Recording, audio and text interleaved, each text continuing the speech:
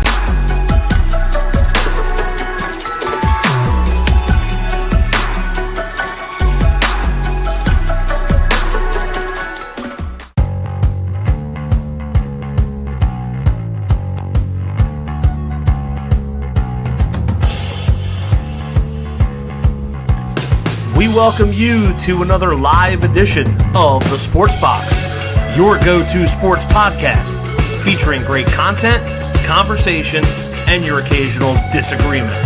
Stick around to interact and ask questions. Ladies and gentlemen, it's showtime. It is week 1, and your boys are back. Sports Box Sunday NFL pregame, getting you live. Brian Attard, Anthony Emilio, Drew Trammell is off camera. We'll be there in just a minute. Tony Quigley might jump on. Brant Makes might jump on. We'll see what kind of characters we might be getting. Apparently, Brant's out. Boys, football's back. How are you? Oh, we're back, baby. We're back, boys. What up, what up, what up? Drew, you look like you're glowing today. Now, I don't know if that's because you're pregnant or because your team won on Friday. Awesome. New house, new lighting. There you go. Yes, Nice, sir. bro. Like that. Yes, sir. Yes, sir. So, a lot to talk about today. Obviously, it is the first on the NFL season.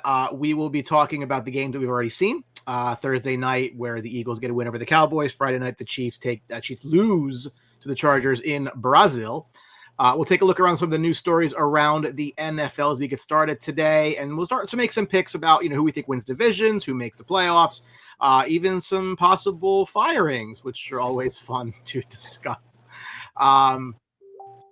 We will kick it off, though, with the result from Thursday night. The Philadelphia Eagles pick up a win over the Dallas Cowboys, as expected. A 24-20 win. Jalen Hurts went 19 of 23, 152 yards through the air, 14 of 62 on the ground, scored his 2 touchdowns there.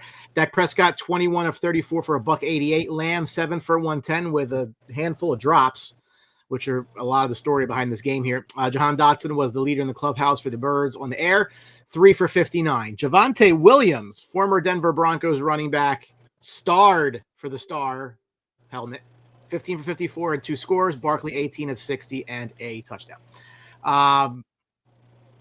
So I will say this. I, as most of you know, have been a pretty vocal critic of Jalen Hurts. I don't think he throws the ball enough or that well. Just looks better that way.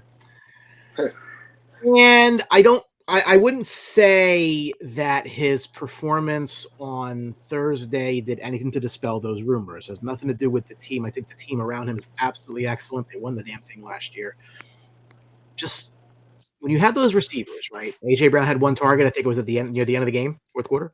Can they continue to win without really a huge passing attack?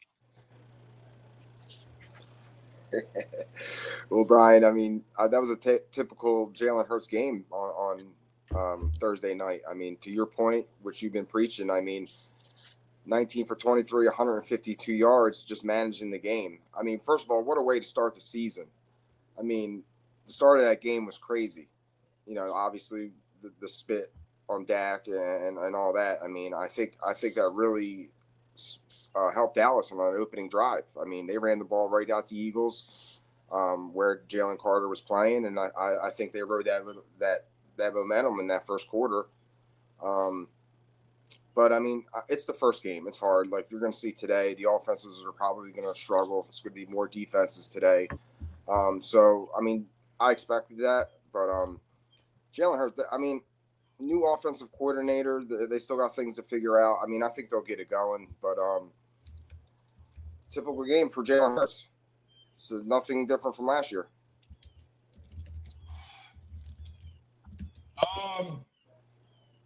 You know, we can talk about it. We've been talking about it for years about Jalen Hurts, the type of quarterback he is. You know how our El Chapo feels about him, and how we get into it. But here's my thing, dude. Here's what I want to look at from it's the first week of the season, so I'm not gonna really dictate that much onto it. A lot of rust, you know, find a plan against a team that's not your teammates. We talk about it every year when it comes to opening week. It's not great football. With that also being said, if I would push the panic button, and I think how we saw it, I believe it was yesterday when they signed with Darius Smith. I mean, the pass rush was non-existent. Now, I will say I got to give the old man Jerry Jones credit here because the offensive line was absolutely phenomenal against that vaunted. I know Jalen Carter wasn't there, but still, you still have a front that is nasty. Zach Braun is nasty. But let me tell you something. That secondary is an issue. And that secondary for Philly is going to be a big issue as the season goes because I think they have a top three according to, Vegas and all that, a top three rough schedule this year. So if anything, if I'm the NFC after watching that game on Thursday night, I know what the game plan is going to be because Jalen Carter is the run stopper. He's one of the best defensive tackles in the NFL, but he is not that elite when it comes to pass rushing. So from what I saw, Brian, what I gathered just from the outside view is that the Eagles are not this dominant defense that I think a lot of people are talking about. That secondary is fried chicken, and it's easy to eat them up. I mean, we saw with Dak, and Dak would have had an easily 350 plus if Lamb would have caught those two balls. It's that simple. That post in the middle, that was arguably could have been 6. So I mean, it's just I'm really surprised at how bad their secondary is. Really surprised. The depth there is going to get tested. I think they're trying to fill that quarterback 2 spot for sure. It is early in the season for the defense as well. I think the Cowboys went into that game trying to establish both their running and their passing game. And that's what Javonte Williams has always been a talented rusher. I think injuries kind of derailed him in Denver, and that's fine. The Cowboys will throw the ball. That's why they went and got George Pickens, as they intend to throw the ball more to the outside. So, Lamb's got to clean that up. I mean, listen, I'm not going to sit here and sugarcoat this. I want the Cowboys to go 0-17. I want a new quarterback. I want to know everything. So I'm good with it. Like I'm happy with the result, and that's perfectly fine. The Eagles have KC, a wounded KC team, which we'll talk about here in a second next week. We'll see where that goes. They're going to be fine. I just don't think it makes a lot of sense offensively. I'm not sure if that's your game plan or what it is, but to not be targeting your outside receivers pretty much at all is just, I don't really understand it. Like I don't, and so much of this, and Drew, you see it too. Like I get just slaughtered in our group, and that's okay. I could not care less. You stand your ground. People's opinions mean less to me than they do. Like, I don't really care. But at the end of the day, the engine of that Eagles team is their offensive line, right? So every time that you see Jalen, do these runs and things like that, that's less Jalen. Well, it's Jalen mentally not being able to read a defense, whatever, it's fine. But that offensive line creates those holes, right? Like that creates everything for them. It gives him the time, which he had last year. He had a lot of time behind the line to go make those passes. Because how good that line is. He still took sacks last year. So again, take what defense gives you. That's fine. I just don't think that I don't think you're going to win a lot of games in the NFL throwing the ball 150 yards a game. Well, Bob, I mean, look what happened. You see the stats right here. Saquon Barkley, 18 for 60. I mean, team saw what Kansas City did in the Super Bowl. They shut him down. So I mean, you're not going to get a repeat season from Barkley this year. So you're going to get a little dip off, and then you're going to need Jalen to come through here because, like we just talked about, the secondary is not good. I mean, they may end up they have to get in shootouts, and you're going to need to throw the ball. So it all ties together here. So early in the season, but I mean, I think that's what happens with the Eagles here. I think Barkley, the teams are going to focus on shutting him down, and they're going to put it all on Jalen. So let's get into this real quick, and it needs to be highlighted. Yes, Jalen Hurts is not the first guy I think of when it comes to passing the football at an elite status. Secondly, two things can be right here. Secondly, AJ Brown, 0.0% on separation on Thursday night. He's hurt. So who in the hell do you want him to throw to? Because Devontae Smith was fourth in separation on Thursday night.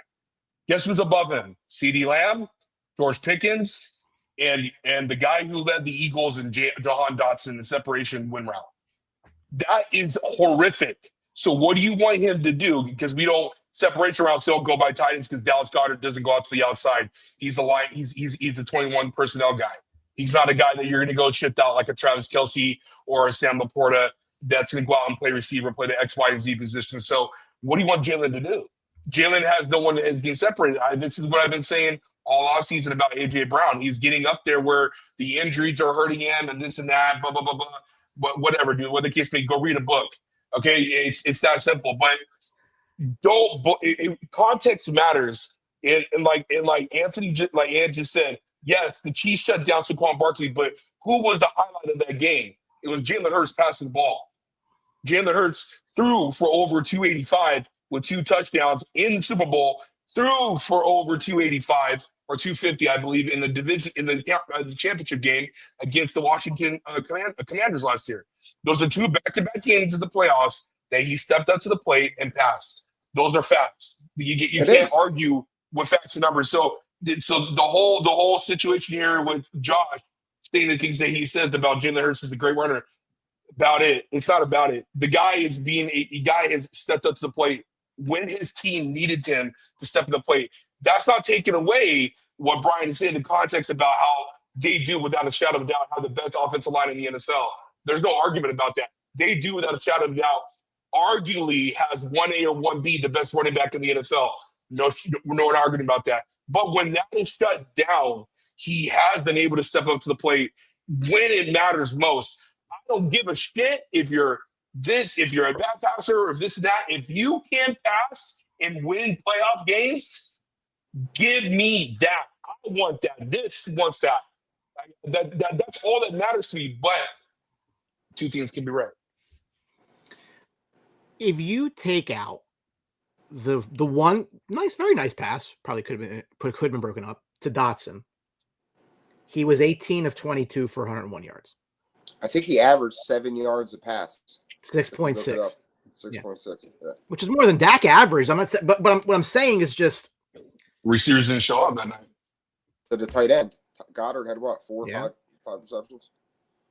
The receivers didn't show up. I just told you the separation. They were getting worked. They were getting worked on Thursday night.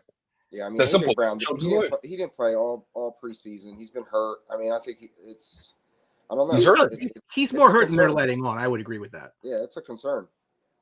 It's a big concern. Also, it's a concern. It's also a concern with Dickerson. Yeah, he looked terrible Thursday night. According to PFF, he was one of the worst grades for offensive line. He has a meniscus injury. I mean, that's going to hurt if he doesn't play for the rest. If it's really torn. I mean, it looks like too. I mean, the Eagles started that rookie Campbell at linebacker. He played really well. So yeah, he did. They got 2 really versatile linebackers. I mean, that could be really, really good. The penalty that wasn't talked about that much, because we already know what happened with Jalen Carter, was the taunting penalty to Nolan Smith. Now, look, I don't like the Eagles. That's not news to anybody here. That's a weak call. If I'm the NFL, right, I don't know that I want to be this stringent on things like that, right? Look, I'm not saying it's WWE, but personalities do sell the sport. And I think that if you have, I look, I mean, nobody's flipping anybody off. Nobody's doing, whatever. I mean, I think at some point it's a bridge too far. Like, I didn't look at that and say that should be a 15-yard penalty. That was a weak call. Mm-hmm. The standing over and whatever. Like, I don't know that that's the direction they want to go. Look, you want to start. I don't think they should be policing it to that way. Me personally, I think it takes away from it. I mean, if you're allowing celebrations in the end zone, that's a form of taunting to me. I mean, you're celebrating, but I mean, you're still flaunting it out. But yeah, I thought that call was weak. I mean, these teams are told, that these penalties will be called. So I mean, these players know these players know coming into the game that the flags will be thrown. So I mean, it's really on the players. Really, to be honest with you, I mean, the league informs them what the rules are, and they don't. If you don't, that's on you. I mean, with the guns and the cut and throw, I'm cool. I mean, if you want to do that, but the standing over, I mean, I agree with you, Brian, on that. I mean, that's nothing to me. That's nothing. You already know my answer. It's getting worse and worse every year. It's turning into the PFL. The Pussy Football League. I don't know if we're allowed to say that. I'm going to say it anyways. We're not FCC. Okay. Thank God. You can say whatever the hell you want. I know I do. It's ridiculous. Standing over a player doesn't bother me at all. That's just the emotion of the game. Now, if you're going to spit on a player, completely different story. It's getting to the point where it's just getting ridiculous. And I understand why the NFL does it. Brian, we talked about this for years. It's because they want to get more in-depth involved with these players during the game. The mics are on. You want to be family friendly. You don't. I mean, that's why it was like 3 or 4 years ago when they told players they couldn't say the N-word, the black players, and it's just like, dude, like that's what's common for them. That's how they talk shit, and it's just we're getting too, dude. You're just getting too Disney with it. It's ridiculous. Like, let the players be the players. Now, I'm with Ant. Now, if it's like a gun thing or this, like across the neck, yeah, I understand it. I mean, we just had a mass shooting last week, so I mean, it's just like it's getting worse and worse as the years go by. But like standing over a player and flexing him like this, like, come on, man, like, yeah, dude, Dion would have been fined every week. I mean, it's just. Come on, dude! Like it's getting ridiculous to the point where it's just stupid and dumb. But like I said, Chad Johnson, for his faults, like, he's remembered for some really, really fun celebrations and stuff. Like 1,000%. I remember, the Seahawks. They were, they were, doing the thing. Like, why do we take away the personality of the players in the game? Like, I would think you'd want to champion that and sell that. Like that. I mean, you can't see their faces. To your product. Like, you can't see their faces as they are. They say, So I mean, I agree. Was I upset about the penalty? No, it helped my team. But at the end of the day, I think that should not be a penalty to me. That's just my take on it. And I think based on the comments I'm liking this new feature where the comments just kind of show up. Yeah, that's cool. I'm gonna get some good use out of that instead of having. I'm still trying to get off my muscle memory. Everybody's comments up, right? Iron Man right now, bro. Drew, you had a pretty good Friday. Now I was watching SmackDown, but. Oh, jeez. The Chargers with 27. Hey, AJ Lee. The Chargers with a 27-21 win in Brazil over the Chiefs. Justin Herbert, and I made the comment in Outside the Box, it was just so refreshing to see quarterback talent. I thoroughly enjoyed that. 25 of 34, 318, and 3 scores. Mahomes, 24 of 39, 258 and a touchdown. Omarion Hampton with his rookie debut, 15 of 48. Hollywood Brown making up for Worthy's injury, 10 for 99. The story to me, Drew, look at these receiver numbers, right? So Johnston went 5 for 79. McConkey went 6 of 74. And then Keenan Allen coming back goes 7 for 68. And what that looked like to me, pretty even across the board, right? Quentin got 7 targets, Ladd got 9, Allen got 10. That's pretty frightening if you're trying to defend them, because they're not force feeding the ball to anyone. And that's only going to help Herbert the rest of the way. I was impressed by the way they spread that around. Yeah, I agree, man. I honestly, for myself, dude, like I was shocked. I was shocked at how much they spread the ball around.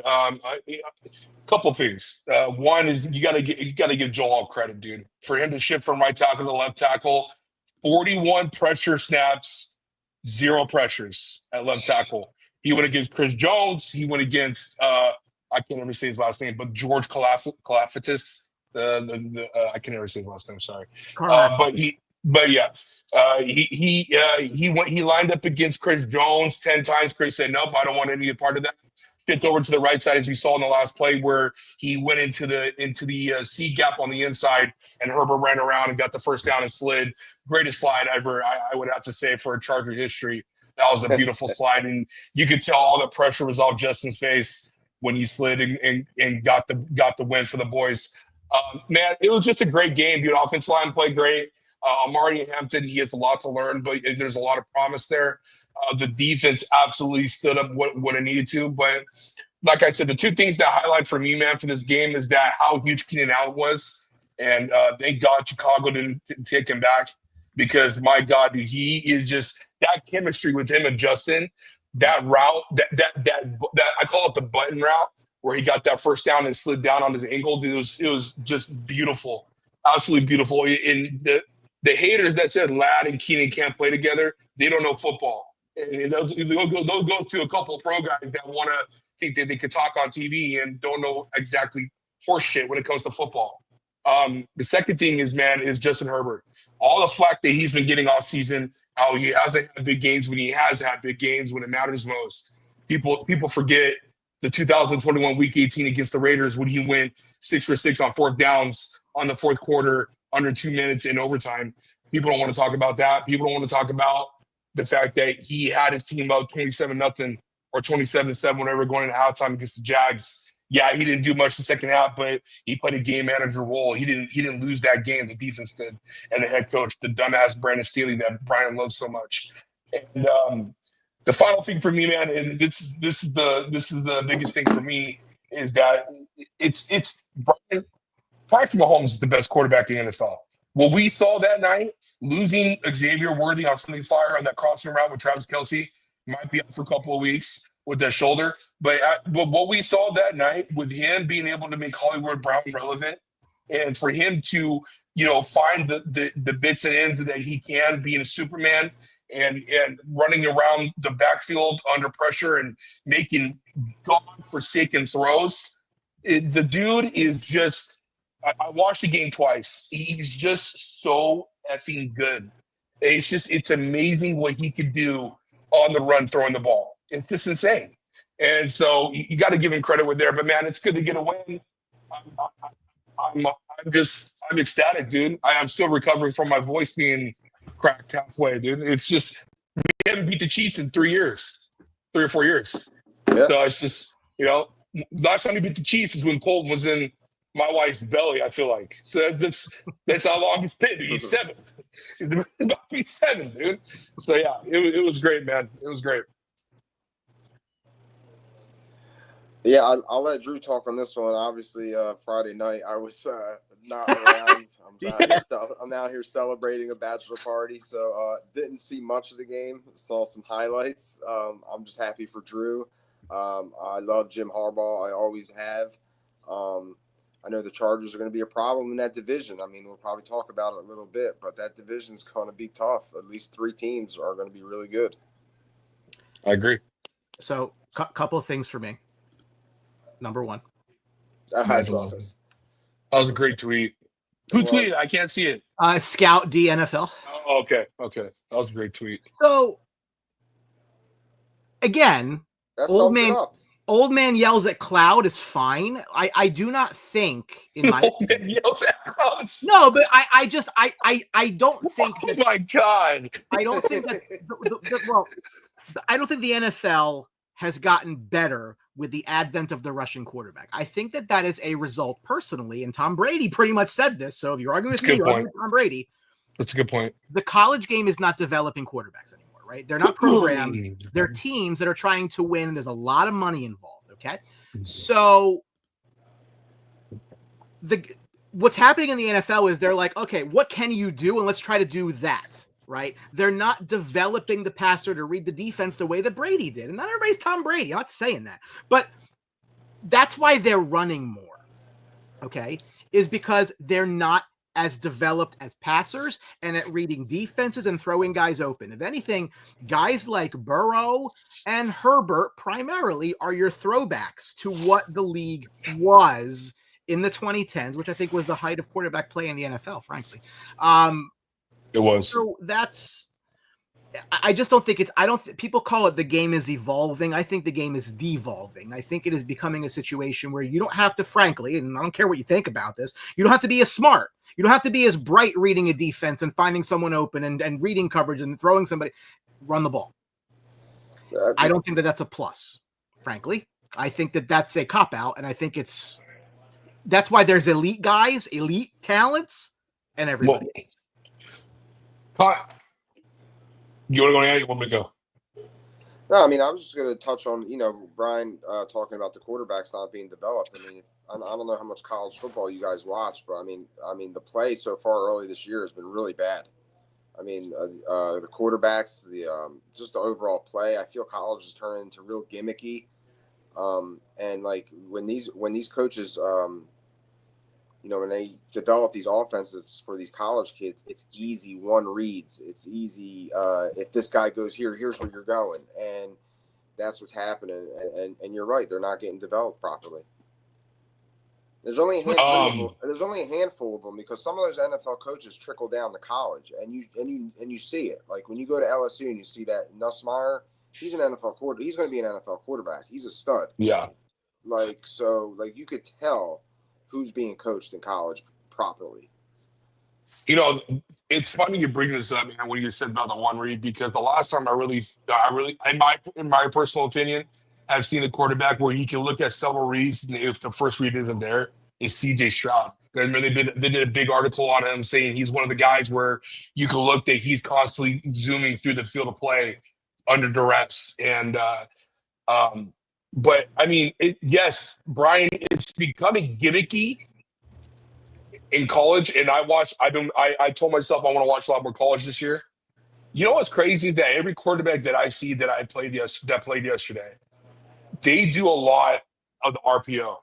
Yeah, it's just even guys that are not that you would consider like fast, like guys that are just big, bulky, or lanky dudes that just do the keep and they run to the outside or run first. It's just like it's like a run and gun offense. It's really weird how if I look at the state of the college football, I mean, Arch Manning is a guy that also runs too.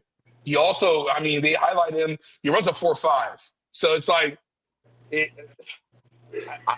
I get what you're saying, and I understand it. But look at the 2010s and tell me, would you, if you looked at the 2010s, like you said, was the best, which I agree with you, it was the best from a passing perspective. But would you take a Drew Brees over a Josh Allen? Not knowing what Drew Brees' career was going to be past 2015. If you looked at him in New Orleans when he came to New Orleans that first year, or you take Josh Allen. No, I'm taking Josh Allen. I'm taking Josh Allen, but see the difference is, to me, and I've said this because this is everyone wants to criticize. What about Josh Allen? He runs. He does run. I think he runs too much. I think it's poor coaching. Josh Allen has an awesome arm. Josh Allen doesn't need to run, right? Like, I don't necessarily know if some of these guys can be effective without the run. Like and I'm not talking about, this comes up, it's not pocket passers, right? So I'm going to get to Mahomes here in a second, right? The idea is if you're running around behind your line to extend a play, I'm perfectly fine with that. Stay where you're protected. When you start getting out there, I know you can slide, but many, many bad things can happen to you when you are running the football in open field. And that is the issue, because if you hurt yourself, your team's screwed, right? At the end of the day, if a running back gets hurt, next man up. There's really not next man up at the quarterback. Like there is, but there isn't, right? So no, I get what you're saying, but there's not many guys in the entire history of genetics, right? Of people in the game that decide. I should say this: there's not a lot of people in the history of football that's 6'5", 6'6", that can run a 4.4, 4.3 like Josh Allen. Well, that's why, like I said, like to me, Herbert's the prototype quarterback.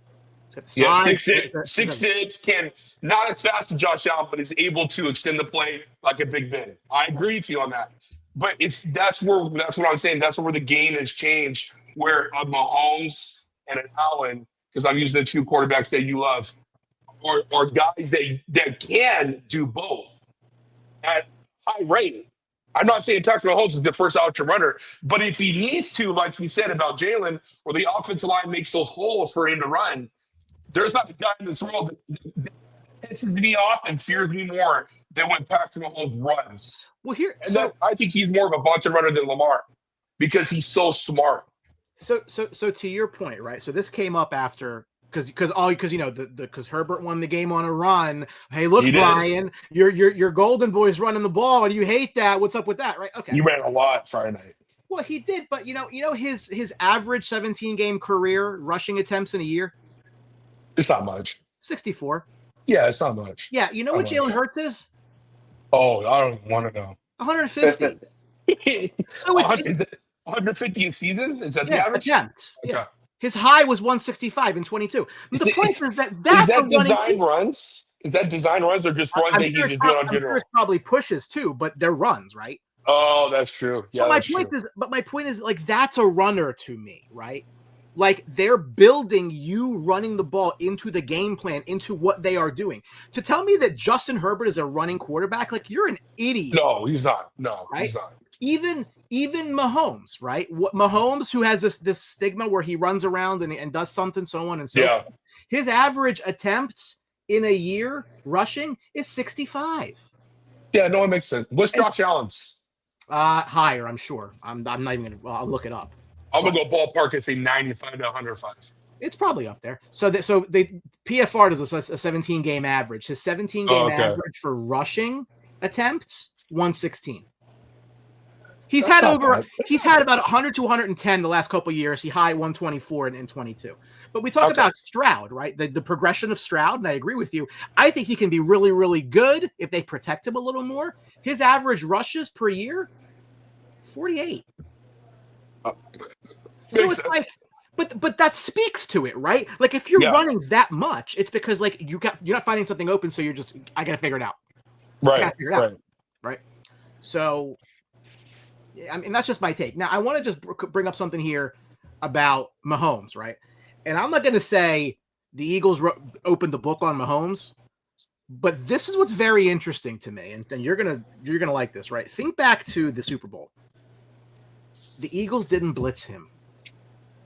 And they still got pressure, and the Chiefs' offense was stagnant, right? And I think a lot of it is because part of what Mahomes is very good at doing is extending plays behind the line, and then when you start rushing your guys to him, somebody's left open, because you are bringing pressure, meaning more people to the line of scrimmage. Someone is open in the secondary, happened a couple times, in the game against the Chargers, but that's how they win. The Chargers blitzed 17.4% of the game. They got pressure over 39% of the time. But defensive game plan changes when you don't have to face Rashid Rice and Xavier Worthy. I guarantee that defensive game plan changed once Worthy went out. But yes, I agree with you. That's a good point. It's like rather than over pressure and leave somebody open, they're covering guys. And they're making him find somebody open, as opposed to leaving somebody open. And I don't know, again, is that the book on Mahomes? We'll see. But there's a trend now. This last two games he's played where he's a phenomenal quarterback. He is. But I think he thrives in the chaos. And if there's less chaos, he has to be a little bit more, an office quarterback. I see what you're saying. I get what you're saying. I'll be curious to see where that goes next week too. Again, big win for the Chargers. Eagles. I'm a fan of the Chargers. For me, I want to. Yeah. For me. Yeah. We'll talk through division winners, but newsflash, I'm picking the Chargers to win the West. Let's go, bro. We'll talk it through. Come on. What teams do you think are under the most pressure coming into this season, and who might be the first head coach who's on the unemployment line? Yeah, you want to go first, or you want to go first? I'm trying to. I got two. I got two off the top of my dome. Go ahead. All right. The first one, because not only do I want to see you get fired, I can't stand his effing ass. Miami Dolphins and Mike McDaniels. I want him gone. He is such a dweeb. I can't. The commentary just between him and Mad Max alone is so cringeworthy. But yeah, no, it's a foul, right? I mean, at the end of the day, Brian, we talked about it 4 years ago. It was on here. I remember the conversation so vividly. The man who's that defensive coordinator for the Minnesota Vikings was right all along. He was right all along. Tua is not an NFL quarterback. And you guys fired him. I can't think of his name right now. Brian something. Brian you fired him. Brian Flores. Who? Brian Flores. Brian Flores. Thank you. You fired him. You made him look like the scapegoat. And then you bring in Mike McDaniels. You had one good year, and you still lost in the playoffs against the Chiefs at Kansas City. And then you haven't been back since. And it's been a fail after fail after fail of the season. His seat should be so hot right now. It's ridiculous because of their cap room and how Tyreek Hill's such a freaking dumbass. The guy's losing not only in football but in real life. If you didn't see that settlement that he had to deal with his wife, what a freaking idiot! And now you have to deal with a quarterback that is one sneeze away from being career done. And he's on his last year, just a heads up. He's on the last year of that fifth-year option. And now it's going to be either FT or you sign into a big deal or you let him go. So Miami's in a really, really peculiar situation right now because quarterback future-wise, if this team doesn't do good, you're left with nothing. So the whole structure of its organization has really fallen apart. And I'm happy to see it because of what they did to that dude. That's my one. Go ahead. You can have another. I mean, off the head, I think the coach in Cleveland has some pressure on him, even though the team's in the disaster, kind of. I think he's on his last leg. That's really all I can think of right now. Not to come. I don't got. Well, so I had two coaches in each conference, two teams in each conference. Some of them overlap, some of them. So do I. My coaches on the hot seat, the hottest seats in the NFC, one is Brian Dable, because they need to show promise. They need to show that they're doing something, right? And I know it's kind of weird to say because your quarterbacks are Russell Wilson and Jackson Dart, but they kept him on. And I'm a huge fan of his. Like, I think he'll get another job and do really, really well. But in the spot that he's in, the Giants' defense should be much improved from last year. I think they need to at least show that they're moving in the right direction for him to keep his job. He almost got fired last year. He didn't. This goes for Shane too. The GM should be fired. I think they're a package deal. No, they both should be fired. Both parties should have been fired, especially after watching that Hard Knocks documentary. That's why they didn't do it this year, to see the ends of that deal with Daniel Jones. Sickening. They both wanted him. Sickening. I've talked to Tom Scavetta about this, our friend over at Review and Preview, big Giants guy. I said that the year that the Giants made the playoffs ruined them for the next 6. 1,000%. Yeah, it was false positive. It was just false hope, and that's what you do. Brian, we talked about it though. Even if you have one good year, why would you bring him back for on that price tag? That is the only rare opportunity where you and I both agreed that you should sign Barkley. I would have signed Barkley and said, you know what, give me the worst quarterback that I can so that I can stack up and get who? Who did he want in the draft? Who did he want? Jaden Daniels. You wanted Jaden Daniels. You could have had him. The Giants were very moist about Justin Herbert, the Herbert. And the Daniel Jones pick kind of screwed that up because it's so difficult to go quarterback in the first round. Like again, it's that reset button that nobody ever wants to press. Like Arizona did it. They did, and They did. again, and that guy eventually got fired. I wouldn't care if the guy got fired immediately. That if Rosen didn't work out, okay, you're out. Sorry. Right. I would have given Rosen another year regardless because I think that you need to see that through. But firing people opens up a lot of doors. That's just me personally. Rosen has such a weak team around him too. He did, and he was coached by a moron, a defensive head coach. He had no chance. Speaking of the second coach that I want to say, it's since you did it, it's obviously Brian Dabble, but for me, it's also Shane Steichen for the Indianapolis Colts. Me too. He's on my list. Especially, did you see the lady owner say what she said yesterday? Because I did not. It's three of them now. It's since Irsay's poked away.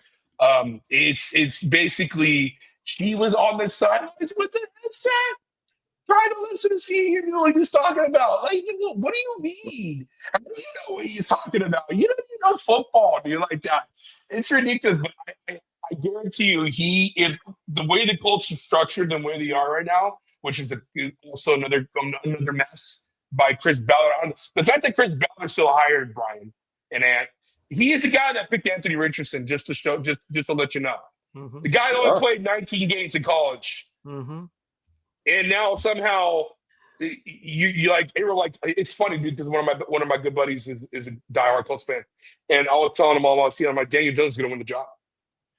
Anthony Richardson cannot hit water off a boat. That's how bad he is as a passer. I think it's like 50% or 49% career CP, which is completion percentage for all the people that don't know what CP means. That's abysmal. That's almost worse than Tebow. We talk about guys not getting developed in college. How about guys don't even play? Yeah, because he's fast. How are you supposed to come out and play the pro game? Yeah, he's fast. He's fast. The other coach I thought a bit of the hot seat is Jonathan Gannon, who on the same That's a good one. Same wavelength as Steichen, and they came off that Eagles team. They need to see progression. I don't know if the Cards are a playoff team. I think they just need to be like in the hunt. Just move in the right direction. Like that's give me a reason to be positive.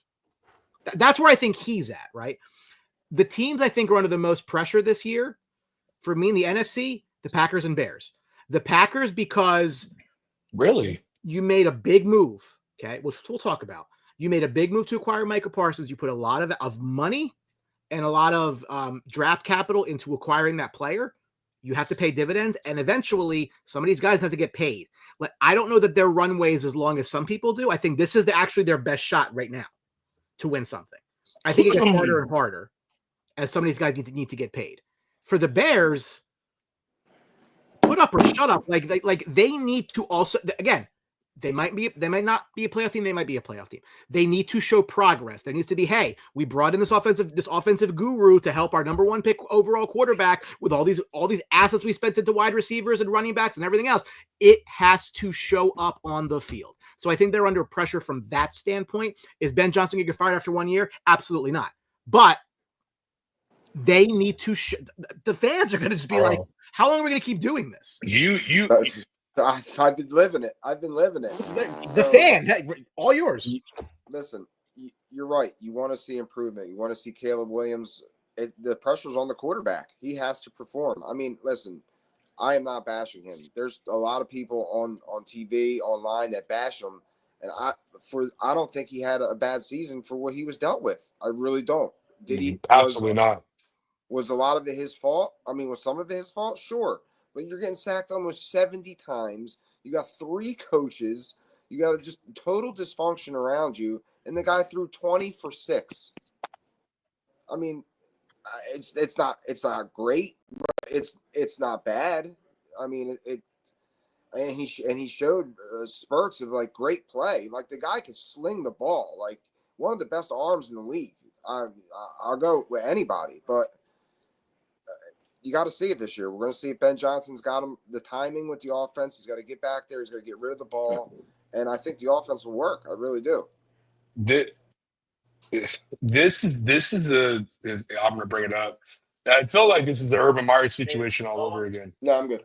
You had Urban Meyer who didn't care anything about the development of Trevor Lawrence, and now you had that with old boy last year, where the reports came in where the OC and the head coach wasn't even watching game tape with Caleb, which is absolutely bananas to me. If that rumor is true, that's just crazy to me that you wouldn't want to sit with your rookie quarterback to help him progress and understand what this coverage is and what this means. Da, da, da, da. I don't think they're under pressure, Brian, because it's a new head coach. I think who's under pressure the most is going to be Poles. I mean, he developed this team the way it is. He's got the head coach the way it is. They emphasize offensive line in free agency and all that stuff. My only issue, Brian, and I promise you guys, I will never do this ever again. I will never miss a draft show ever again for a stupid ass wedding. I'm just kidding, buddy. I will watch a draft show. I'm just kidding. But I will never watch the draft on Mr. Drafting, because let me tell you something. That Colston Loveland pick, I love the guy. I just don't think that's the fit for what Chicago needed 10th overall. I would love to see him trade back and get a guy like Simmons to the right side of the offensive line, a right tackle, which he can play both. It's a guy I used to train here in San Diego. He did great on Friday night against the Chargers. But the Colston Loveland pick really questioned myself, because I understand why they did it, but they still have a guy in Cole Kmet who I believe in a lot. I just thought they could have went offensive line, they could have went defense. I know Ann and I had this conversation before. I'm not totally doubting the pick, Brian, because I understand what Loveland brings to the offense. Because that is the guy that you can line up at any wide receiver position if you need to. But I want to protect and give Caleb the most protection and the most time in that pocket to do what he can do best. We'll see what happens, but Chicago Bears by far is the most interesting team for me this year. And Johnson need his Laporta. It's true. Even though he didn't throw to him that much. No, I mean they didn't draft. I don't mind the Loveland pick. The second pick with Luther Burton. I mean, he's a really good player, but I would have loved to see some defense. But I feel they were confident they addressed the offensive line in the offseason, and they did. We'll see. They did. The AFC teams under pressure, I think, are really, really easy. It's the Bengals and Bills. Yeah. The Bengals, because you've put all this money now into your offense right now. Again, I'm a quarterback guy, right? So I love Joe Burrow unconditionally. I do not think you needed to sign both Chase and Higgins. Oh. I think you need to put some more money into your defense. And now with Hendrickson's there on 1 year, you know what that means? He ain't going to be there 12 months from now. So you need to, their defense might be one of the bottom in the league defenses, right? So fantasy wise, it bodes great for the Bengals offense. I believe in Joe Burrow. Like, the defense needs to just not be terrible. Like, they would have made the playoffs last year with that defense being as bad as it was if they were just not terrible. If you can be bad, they'll be fine. Just don't be terrible. And they also have offensive line issues, the Bengals. Don't get it twisted. Joe Burrow's under pressure all the time. So, I mean, the team's just made up so weird. They have so many. It's a fantasy football team. They're running. I mean, Chase Brown's going to have a great year. It is a fantasy football team. I love Chase Brown. He's going to have a great year. Yeah. I agree. And for the Bills, at some point, it's got to happen. Yeah. And that's it. Like that's it. Like, at some point, it has to happen. I'm not crazy about the Bills this year. I'm not crazy about the Bills this year. Their secondary and their corners, the safeties are just really bad. They're not good. Dude. I don't know why people are so up and at them about them this year. I am not. The Baltimore's defense is way better. And what are their wide receivers to write about? I mean, you got Palmer. You know what I mean? You have Shakir. Gabe Davis is back in the house. Gabe Davis on the practice squad. You got Keon Coleman. Kincaid have a bigger role. I mean, he was terrible last year. He wasn't good. There are about half the teams year to year that don't make the playoffs, right? So give me one or two that you think that were a playoff team last year that will not make the playoffs this year. Oh, Okay. We did this on Game Winning Drive. I'm trying to remember. So Guys, Wednesday nights, Drew, Wednesday nights. Wednesday nights, yeah. Game Winning Drive is our flagship football show that we do during the week. Drew and his boys do a wonderful job. If you're not watching it, you are only hurting yourself. Thank you. For me, I'm gonna run it through real quick. Exact point. I'm gonna run it through. Chargers, Yeah, go Broncos, Chargers, Broncos, Patriots. Chargers, Broncos, Chiefs are making it from the West. Texans are making the South.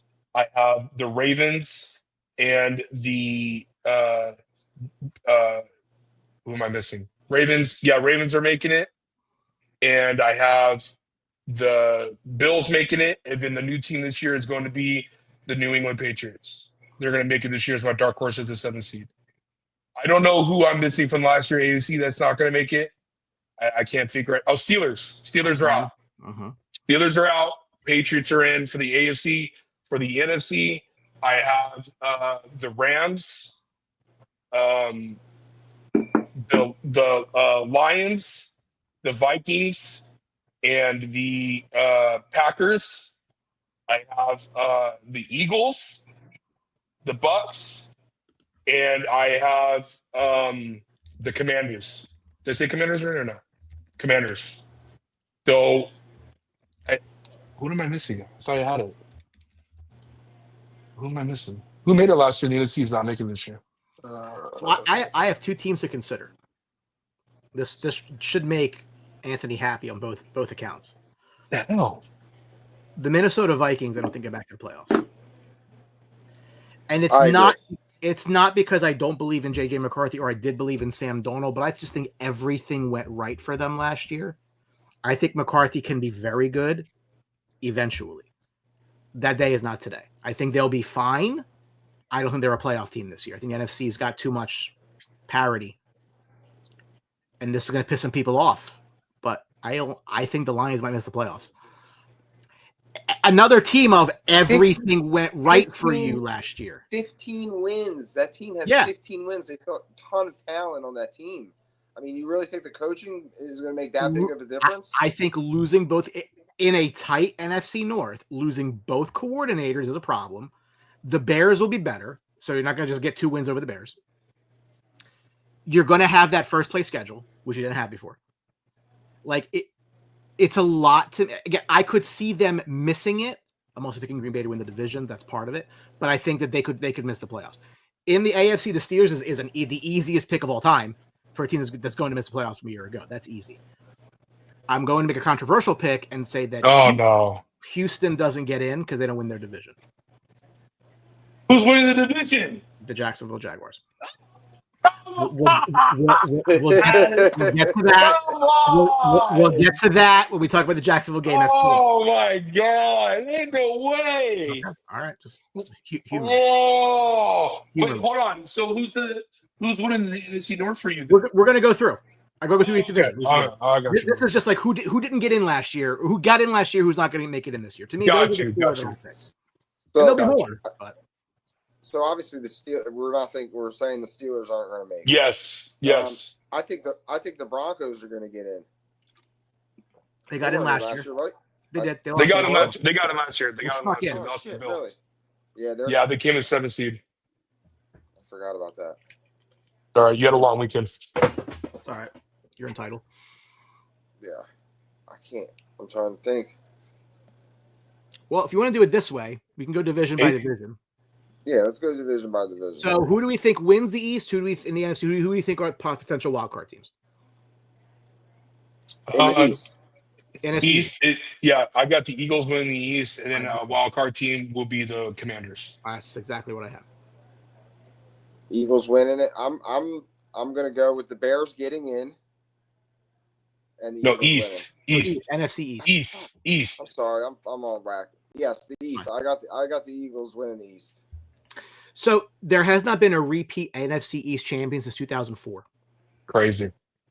That's just going to break this time. That's just going to happen. Crazy. The Eagles are that much better.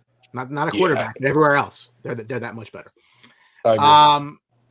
NFC North. I got the Packers winning the division, and I have the Lions penciled in as maybe as a playoff team, but I don't really feel very good about that. Might be by default, but they could. Oh my god! NFC, it's the NFC North took me an hour to figure out what I wanted to put in, and I was still debating it. But I'm going to go with the Detroit Lions as the 1. I'm going Green Bay Packers as 2. And I got Minnesota Vikings as 3. You got them all. Bears missing out by 1 game. Stab me in the heart. I'm sorry, man. I'm sorry. It's all we just good. sat here stolen the Chargers. Listen, I'm sorry. I believe in Kevin O'Connell. So I'm sorry, dude. I will never pick the Packers to win the division. I think the Lions are still I think the Lions are still the class of the division. They have the most talent, I believe. Rogers too. Listen, I think I got Minnesota finishing last, and I think it's going to be tight between the Packers and the Bears, 2 or 3 to finish. So I'm going to go Detroit, Bears, Packers, and the Vikings in that division. I think this is the right clip. Who's winning the North? It's Green Bay fucking Packers. That's hurtful, Stu. Fucking Packers. Who's winning the NFC? Hurtful, Stu. The NFC North. I think we're probably going to be in agreement with this. I think that honestly, if you told me to pick one team to win their division and you put a gun to your head, it's Tampa. They've won it 5 years in a row. Tampa. Can you see a wild card team from this division? I mean, it depends. Michael, I don't know. I don't have it. I don't know. The Falcons. I have the Falcons as the 7. I can put what happened? What? I have Atlanta getting as the 7. Well, really? Faith in the quarterback. I think they have too much on offense. I think the defense is actually, it's going to be better. Who do you have finishing 3rd then in the division? Carolina. And then you have Saints obviously 4th. Terrible. Okay. All right. So I have it flipped. I have Carolina 2 and then Atlanta 3. Oh wow! But I don't have Carolina making the playoffs. So. I don't either. No, I don't either. I think that Atlanta's the 7. A 7 gets in the playoffs, guy. They do. There's 7 teams. Carolina's not getting in. Atlanta gets in. You really believe in Atlanta like that? I think they win 10 games. They lost 2 of their starting linemen? Mm-hmm. Oh, man. I think they win 10 games. That's fair. So it's going to be Go ahead. Go ahead. No, I agree. I'm with Tampa, and Carolina's they're going to be much improved. So I think it is going to be close between them and Atlanta. Controversial one here is I have one team coming out of the West. I do too. And it's the Rams. Everyone's talking about Seattle. Everyone's talking about the Niners. I'm just not there. I think the Niners' time has passed. Why? I think Seattle's time's not there yet. Now, let me tell you something. My pick's going to change. Stafford's really got hurt. Completely. Oh, no. This is contingent upon Matthew Stafford playing. He's got to take it up and throw before the game today, dude. That's crazy. That's really bad. It's not good. It's not good. Well, he's got, the contractions are every 3 minutes. What do you got to do? You got to do what you got to do.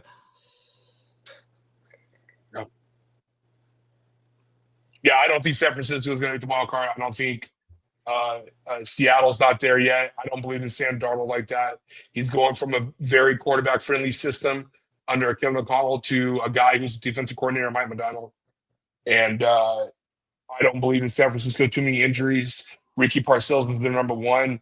And CMC, that whole calf injury, I think I really believe he's what's the Indiana Pacers guy's name away from tearing his Achilles. I think it's happening soon because that calf, when you have calf issues like that, and it's coming back again after a strong offseason that he's supposed to have, that's not comforting me at all. And obviously Arizona is just not enough.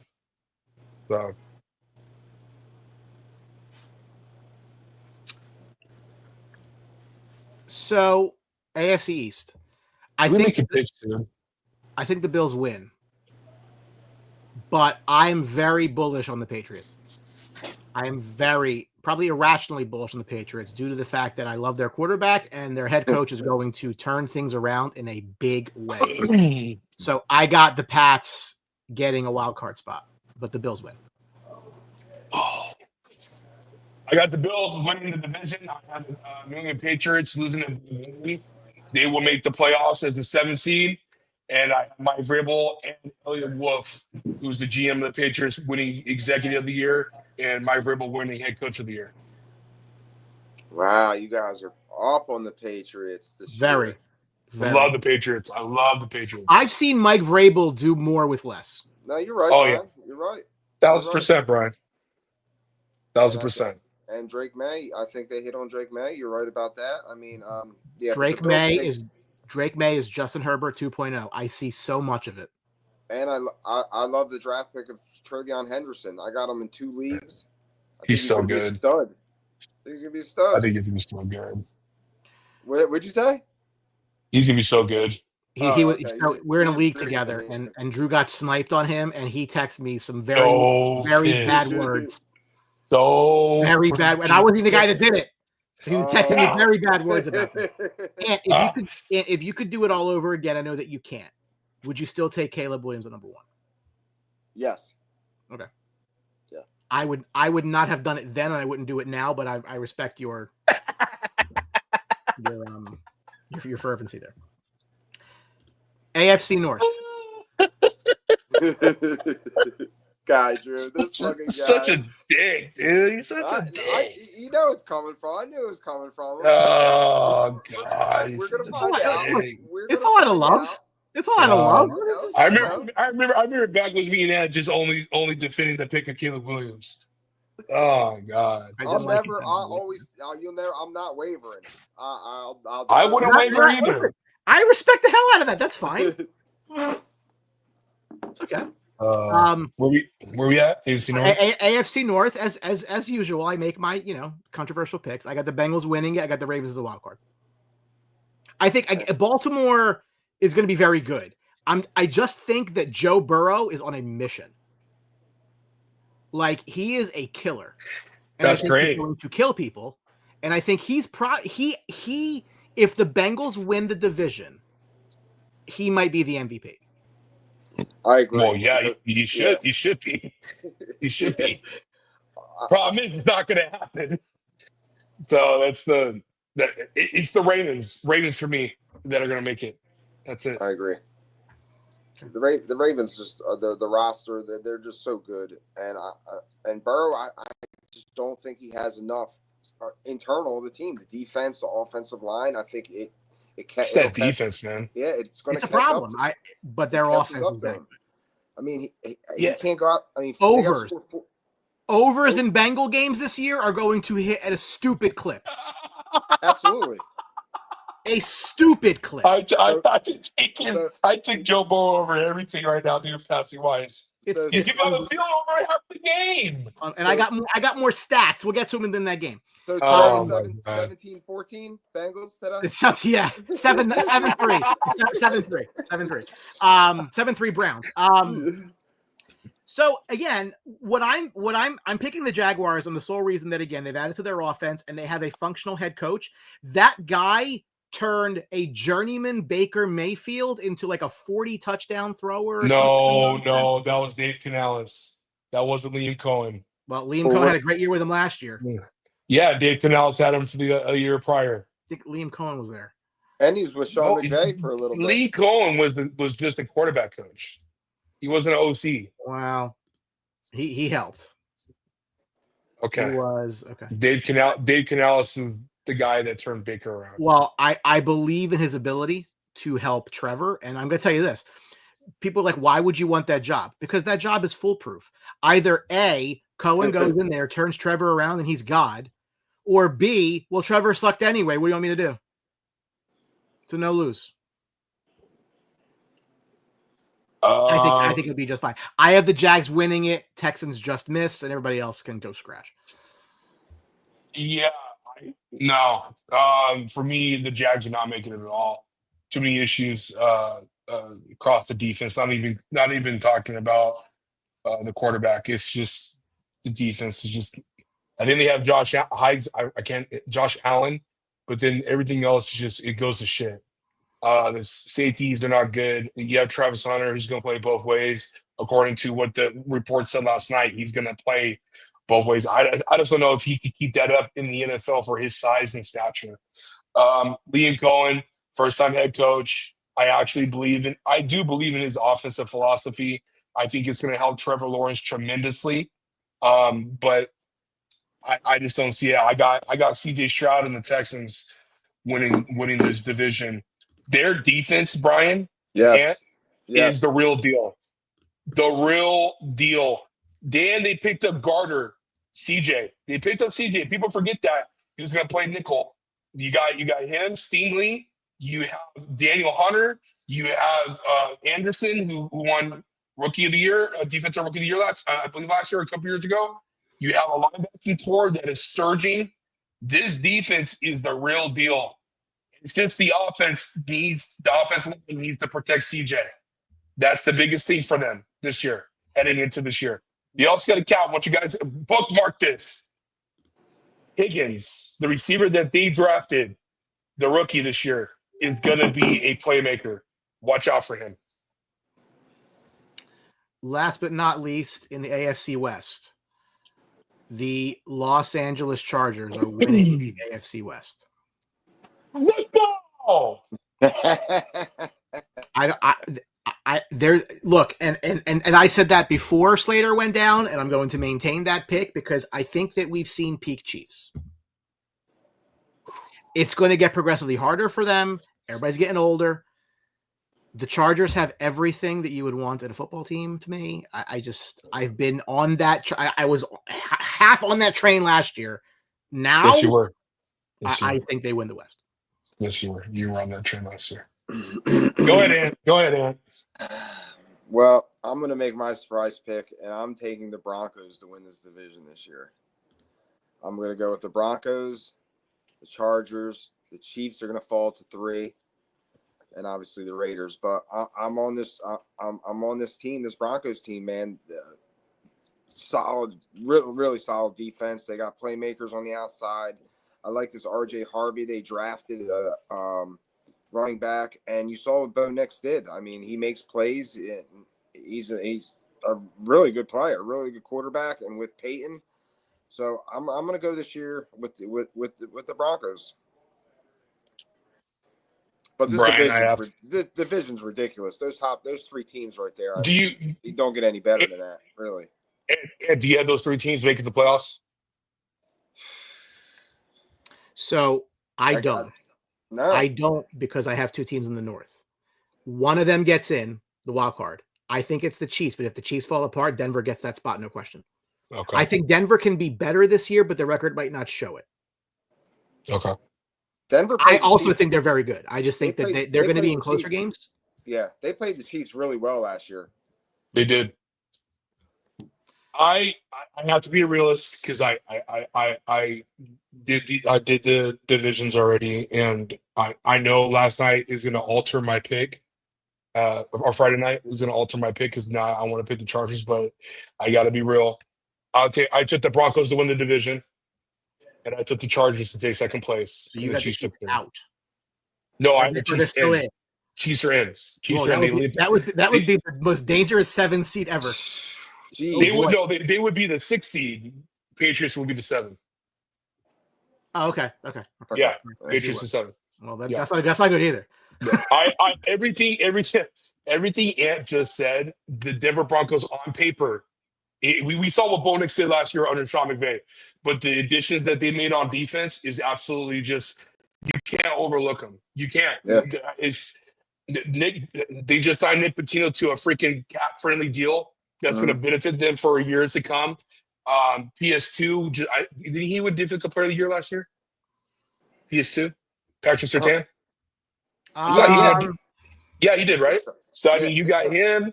You got they had the O line. They beat the O line up. The only issue I have, 2 issues. I have 2 issues. I don't know about R.J. Harvey. I like him, and I'm not saying I don't know. I just don't know how he's going to fit with him. Now they're saying J.K. is going to be running more. And Cortland Sutton needs to step up.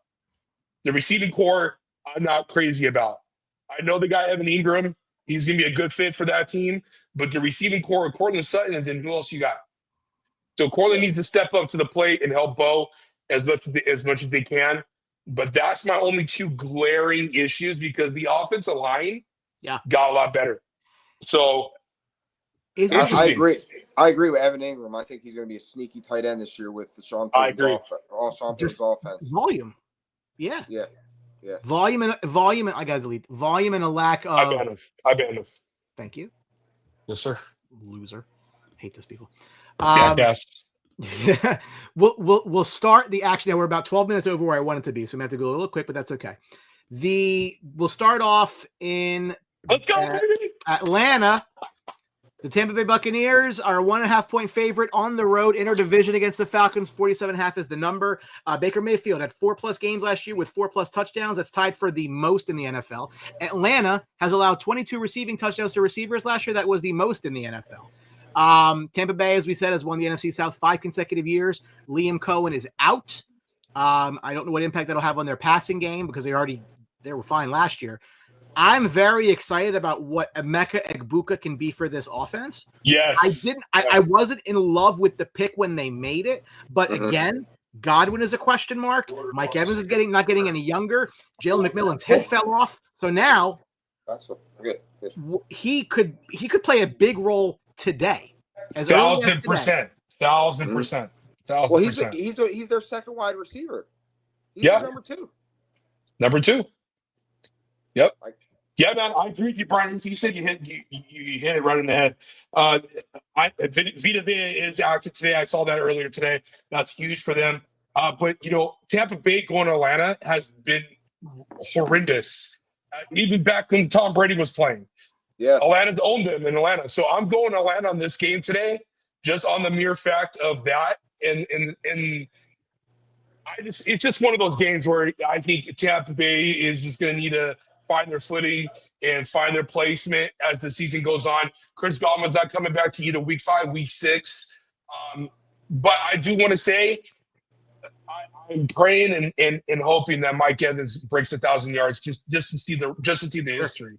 I want to see the history. So just in case you guys don't watch the show on Wednesday, my MVP pick is Baker Mayfield. I'm going Baker this year. Eagles offered the Cowboys at least 2 1s, a 3, and a 5, and other things, and the Cowboys said no. They should say no. They should say no. They should. You should never trade in the division for. You mean you got to learn from the Giants at some point, right? Giving it to the Giants would have been a bother for me. Where Giving it to the Philadelphia Eagles would have been a bother for me. So Penix was 1-4 last year as a starter. Yes, I think that he can be very good. I don't see why he can't. He has a ton of tools around him. They run very well. What are your thoughts on Penix this year? I agree with you. He has a ton of potential, has a live arm. I mean, he throws a great deep ball, so I could see Atlanta this year really airing it out deep. But I agree. Would you say 1-4 he was? He was 1-4 last year. He played well in some of those games. So, I mean, he showed something. So, this is going to be a fun game today. I kind of agree with Drew. I mean, the Falcons own them at home. So, I'm going to roll with the Falcons today. I'm going to take the over. But tons of guys here, all kinds of options. I love Bucky Irvin. You got him at plus 120 today. Mike Evans plus 120. Even Ibuka, I got him at plus 160. Bijan 220, but I mean, it's going to be a fantasy game here. So, yeah, I'm going to take the Falcons in the over here. Some of us are wrestling fans on this show, so the tag team thing will make sense. As Brant Meeks is going to tag in for the departing Anthony Emilio. Brant, how are you? I'm doing amazing. How are y'all doing today? Any better idea? You showed up. I told you. I had family show up last minute. Well, listen, dude. He's done cooking. He's done cooking. Hey, man. You're cooking. I am tired. Listen, dude. You're bringing dudes into the fantasy that quit literally the week of. So I mean, I know. Listen, guys that quit and pay, that's fine. Sure. It's not me. It's not my fault. I understand it. You block them out. You block them out. No, this guy, we're on a dynasty league. He took over a Just team. say a couple his years name, ago. Brian. Don't even say his name. I don't know him personally, but anyway. So then, like, he tells Bray, "Hey, I don't want to do it anymore. You already paid, so like, you're not getting your money back. But fine, we'll give your team somebody else for free, and then whatever." That's I Wow. didn't do it, but we fixed it. We're good now. We brought it. Drew's. Yeah, you're welcome. Strength, and we're good. Listen, I'm Branch Junior Commissioner, and leadership is aligned. We're good. Yeah, no, we're good there. Leadership is aligned. Brant, real quick, we're just getting into the games right now. Got Tampa and Atlanta. Your thoughts here? I am excited to see what Phoenix can do for a full season. Like last year's rookies really showed out. Caleb showed some bright spots. Bo Nix showed out. Jaden Daniels is obviously the best quarterback in the league at this point. And I'm just excited to see what Phoenix can do. I'm excited to see what J.J. McCarthy can do too. I think this could, if Phoenix can do what we think he can, it shows out like how he did, he utilizes Pitts in London, then I think that they could really turn into one of the best QB classes in the last 20 years. However, this game, I like the Bucks. I definitely feeling Bucks on this one. I don't know. I think Baker and that defense is going to be hard to beat. Here's a live shot of Brant when he said Jalen Daniels. Yeah. Now, I don't know if you saw my whole TV train lifted up. It was exciting. You're missing it. Oh my god. There you go. Oh my god. I'm sorry. That was good. Hey, Drew's just excited that Friday night Justin Herbert finally performed like Jaden Daniels can. Oh, when the hell Jaden Daniels threw 300 yards any games last year? Oh yeah. Okay. Once. I knew he's on the side of the field. But to be fair, Jaden Daniels also has 2 more playoff wins than Justin Herbert does in 1 year. Well, he plays in the junior circuit. So I mean, yeah. Hey, 2 more, still 2 more. There. All right. It is the 100. All right, B. You're out. A little B. All right. Enjoy, guys. Enjoy the day, guys. Football's back. I'll see you next week. I won't bash the Bears too much later today. It's fine. Bear down Monday night. For the 104th time, the Bengals will play the Browns. For the 10th time, they open up the year against each other. Cincinnati is a road favorite, 5.5 points, 47.5 is the number. They led the league last year, 272.9 passing yards per game, 43 passing touchdowns a year ago. Joe Flacco is the 8th quarterback since 1950 to start week 1, age 40 or older. As a 41-year-old myself, go get it.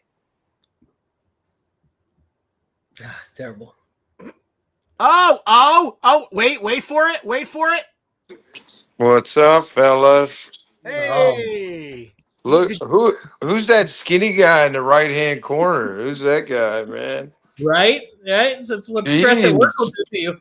Jeez, old bud. Holy smokes. We said the word Browns. It was like a bat signal for Alex. Oh, I just came on to talk about how badly they're gonna do. we might have the first ever 1-17 season, you know. Well, the Cowboys 1-16, 0-17, whatever. It's going to be ugly this year. Well, Alex, they were good defensively last year. They were 12th, allowing the fewest passing yards per game, 212. They held opponents to just a 61.8% completion rate. That was 3rd best in the league. Flacco won the job, I guess. No. Flacco won the job, or they didn't want to make a controversial decision and play the guy that they picked last in the draft. Is that what it really was, or what? Like, he won the job.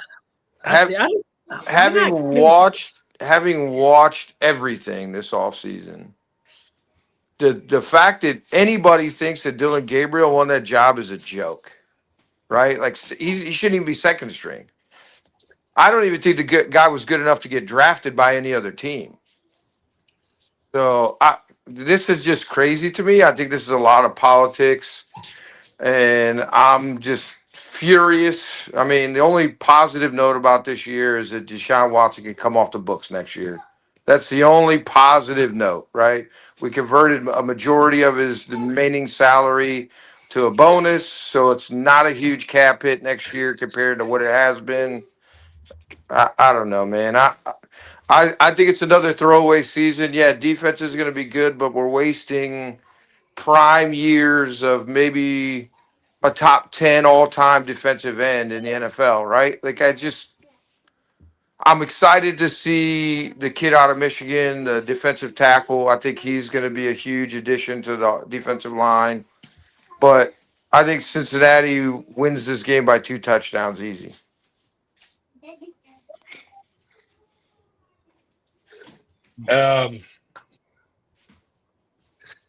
Yeah, everything Alex said is true. It's right on the money, dude. Shador Sanders should be the starter. I don't know what Browns are doing. I have no idea what they've been doing for years. But as the only guy here on the panel that has hair, it's getting to a point where I mean, I it's have getting that, ridiculous. but I mean, It's getting ridiculous what the Browns are doing. Yeah. Hopefully the Browns can figure it out. There's not really much more to talk about. I mean, it's the Bengals. I had the Bengals win this game. Yeah, I don't know how it's How do you only feel five. about it, Zippic? I don't get how it's only 5.5. It seems. Well, like I mean, that- it's really Divisional 7.5, road but right? still, even, like, it should be 7 like to 8.5. Like 10.5, 11.5. I mean, Yeah. the only thing I'm really certain about today is you're going to see a lot of Dylan Sampson, and Jerry Jeudy is going to have at least 20 fantasy points because he'll have like 10 catches and 100 yards because they're going to get down quick and they're going to have to be throwing the ball. So buy high on Jeudy, but yeah, it's. I mean, I think Njoku has a really big game because, tight end is tight end naturally is the valve, the escape valve for a quarterback, right? He's your safety valve. And I just think their defense isn't great in Cincinnati, but I don't know, man. It's going to be an ugly game, but I think, Cincinnati has enough offensive firepower, even with that great defense. When that defense is on the field for 70 to 80% of the game, because the Browns are going 3 and outs and Flacco's known to throw some picks, right? I think we'll just, it's going to be another ugly year, right? Maybe 1 to 2 wins on the season. Watch, they'll turn around and win 8 or 9 just to make it even worse for our draft stock, right? But like it's just at this point, until Jimmy Haslam's gone, I'm strongly auditioning other teams to be a fan of because this is insane. Yeah, I don't get the perp. I'm excited to finally got Judkins signed. Like that's exciting to me because I think he has a tendency. He could be really, really good. But I don't understand starting Flacco. It does nothing for your future. No. All right. Let the young Next guys game. go and fail or succeed or move on. Care about the Browns. Next game. the 5.5. Oh man, The 5.5, I think, is more Bengals defense related than it is anything else. guy gets a Thursday night win against the boogeyman Friday. of his division for Friday. him. Well, Friday, yeah. Guy gets a win against the boogeyman of his division. Finally, his quarterback finally starting to live up to his potential. Yeah. And all the time we knew, like I said, it was the coach, right? Like it's not Herbert's talent. Now that you got Harbaugh in there, you're going to see a solid team every week. The Chargers aren't going to get blown out anymore. It's funny too. It's weird too. It's weird too how like miraculously the injuries have been less, right? All of a sudden, there's no catastrophic injuries We for the lost 7 Chargers. to the year, guy. What do you mean? We lost one of the best linemen of the year. Oh man. The Miami Dolphins are a road favorite today, visiting the Colts. Actually, no, they're not. The Colts are actually 1.5. My apologies. Over under is 46.5. They should be a favorite, in my opinion. For the Tyreek Hill leads the NFL with almost 4,500 receiving yards since being traded to Miami in 2022. The Colts have not won in Week 1 since 2013. Jesus. That's a trend. I don't know if they're due, but I don't want to pick Daniel Jones to win a football game. I don't know if you people do. I don't want to pick Tua Tagovailoa either. He might survive it. If he does, they probably win the game. Look for Devon Achane to run all over the place. Yeah, give me the Dolphins here. I don't trust Daniel Jones when he's your best option at quarterback, things have gone bad. Very similar to us just talking about Cleveland. But give me Tua. Tua has that connection with Waddle. Hill, I think, steps back up, and they got Achane in the backfield who's coming off injury. I like the Dolphins by at least a touchdown here. Yeah, I think it's a 6 or 7 point game. I think it's closer than people think it's going to be, but I think Miami's clearly the favorite, even though they're not on the betting line, right? Somebody's Vegas is fixing in, trying to make some money. Dolphins did absolutely nothing to improve their defense this offseason, in my opinion. It's going to be not as close as people think. I have Indianapolis Colts winning this game. Oh, hot take. Go Daniel Jones. Defensively. Daniel Jones, who's never had a solid offensive line until this year. Oh, man. Oh, okay. It's true. It's a fact. Giants have horrific offensive lines in his tenure. Tom Brady's current team that he owns a piece of visits the old team that he pretty much owns every record for. And they're a 2.5-point favorite. The Patriots hosting the Raiders. 44.5 is the number. Max Crosby leads the NFL with 105 tackles for loss since being drafted in 2019. Drake May is one of 6 rookie quarterbacks with 2,000 plus passing yards and 400 plus rushing yards in his first 12 starts. I am unabashedly bullish on Drake May this year. I am unabashedly bullish on the Pats as a wild card team. I think they get the win today. I'm not a huge Geno Smith guy. I think they're going to run Ashton Genty. I think both Genty and Henderson get touchdowns today. I happen to have them both in a bet to do that, so they better. Pete Carroll becomes the oldest coach in NFL history today, 73 years and 357 days young. Wow. Most people retire, go enjoy yourself, and not Pete. Pete's going to be on the sideline, running around like an idiot. Pete's gonna die on the field, man. He can't step away from the game, right? I don't have much to say. I think the Patriots have an improved year. The Amari Cooper retirement was kind of super bananas to me. Like makes a post about how excited he is to return where it all started, and then he retires before the beginning of the year. I have no clue what to think here. I think Max Crosby's and Genty will be the highlights for the Raiders, but I think the Patriots probably win this by 10 points. Don't forget about Brock Bowers. The Raiders. Oh, I forgot about Bowers. Yeah, Amari Cooper lost a step. That's why he retired. He realized that when he went to practice. That's why the Bills didn't keep him. But let me ask you a question, Drew. Do you think does the change at quarterback help, hurt, or is irrelevant to Bowers? I think anything helps with Bowers. You can put Alex at quarterback. Bowers is still going to get 10 catches somehow. I don't know if I can get it to him, but I'll make an attempt. Just throw screens all day long.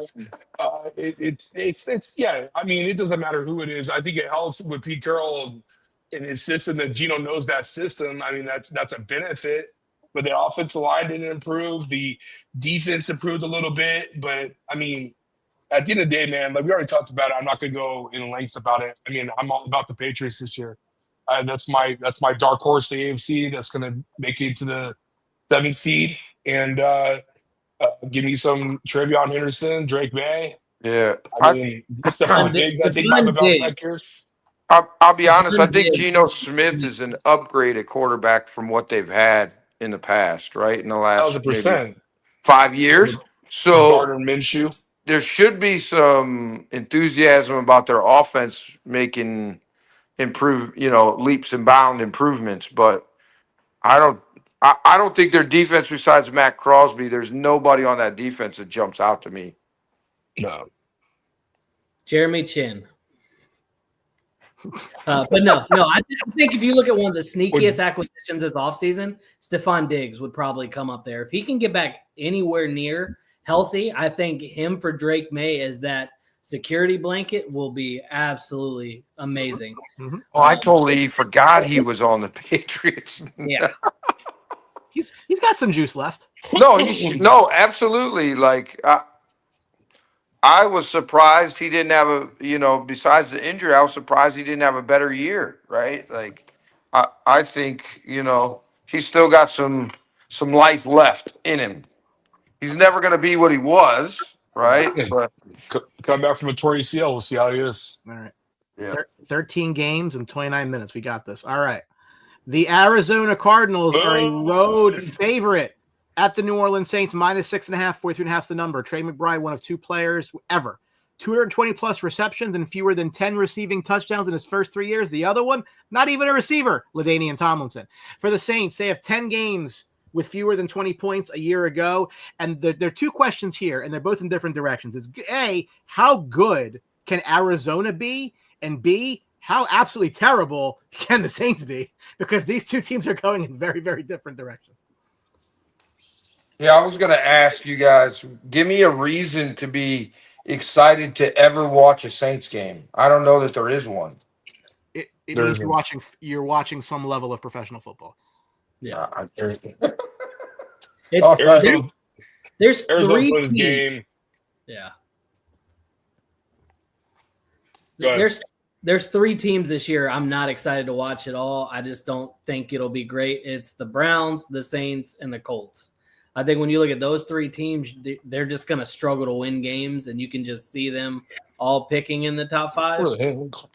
But this one's pretty easy. Cardinals, I mean, for everything that's being said, Marvin Harrison Jr. bulked up this offseason, is still quick, going to have a good rapport. If they can maintain health, then I think they could make a decent shot at the NFC West.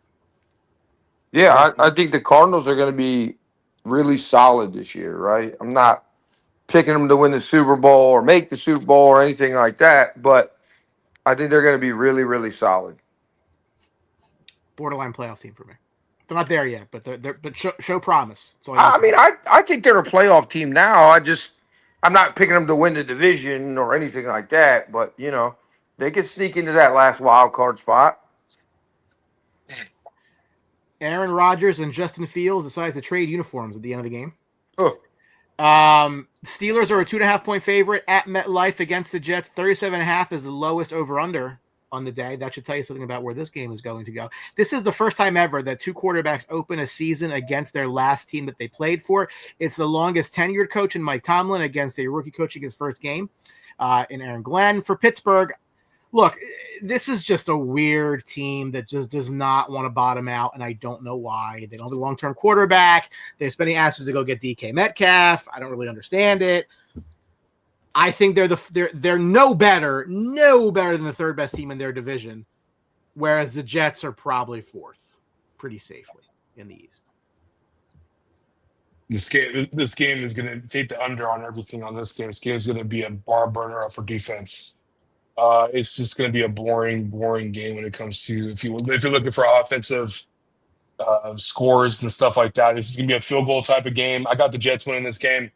It's going to be hard for Rodgers to play against that defense. That defense is nasty. Give Aaron Glenn, the new head coach, a win. I'm taking the under on everything for both sides offensively.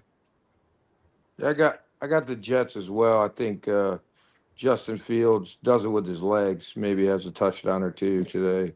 But there's not going to be a lot of passing going on. I think Aaron Rodgers has clearly lost a step or three or more than that. This is definitely a case of maybe somebody who should have retired last year. It'll be interesting to see what happens with Breece Hall. Is he going to get the majority of carries, or are they going to start shading Braylon Allen and Isaiah Davis? Are they going to start shuffling him out? Fields to me is one of those guys that could end up as like a top 8, top 7 fantasy quarterback this season. It'll be really interesting. Yes. Yeah. Interesting to see how they utilize his legs. And I don't know why the Jets decided to get rid of Wilson and Fields and run with Aaron Rodgers. It makes no sense. He is in an obvious decline, but here we are. We're gonna, waste TJ Watt's years and just. Yeah. Oh, that sounds weird. Sounds very familiar to Cleveland, right? There's a gap. There's a gap in between the top and bottom of the. If I'm the Jets, I just copy all the plays for Jalen Hurts and the Eagles and let Fields just mimic what Jalen Hurts does. You don't have the same offensive line, but you might have similar results.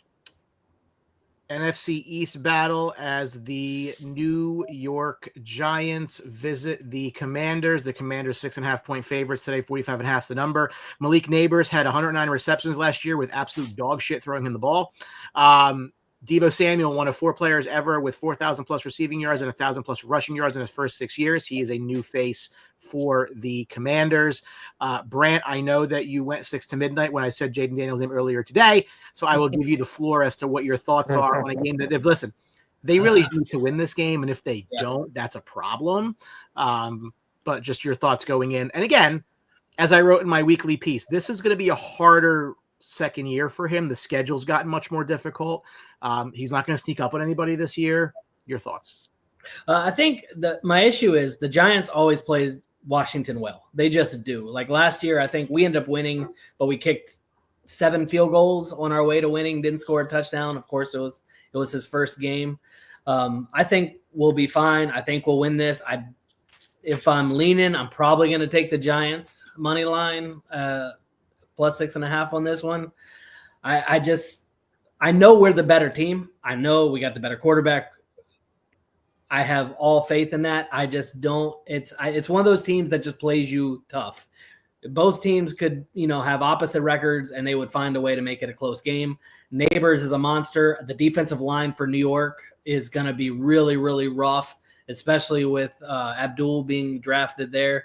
I mean, if you think you got Kayvon Thibodeau, Abdul, you got Dexter Lawrence in the middle, like it is going to be a hard defense to run on. How they spy Jaden is going to be very interesting. And I'm most excited to see how they're going to utilize JCM, Ja'Cory Crosby Merritt, also known as Bill. Like they traded Brian Robinson away. I know, because he's like Little Bill because he was bald. It's great. I love it. But then you add in Deebo Samuel, you add in Larry Tunsil. Like they did things to improve this team. Trey Amos in the second round is a first-round talent that fell. Like I'm excited to see all these new pieces come in. I think they've improved enough. They are one of the older teams, and depth is going to be an issue this year for Washington. If we start seeing some issues, there's going to be some problems for sure. But I like Washington, but I'll take the Giants money line at this one. I think the Giants sneak a win here.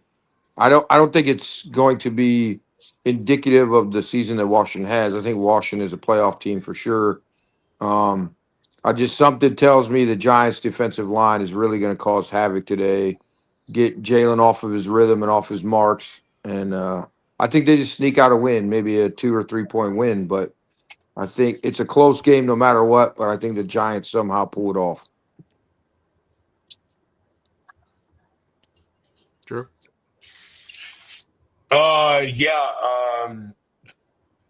This is a tough. I think it's gonna be one of those division rival type of games. It's gonna be really tough.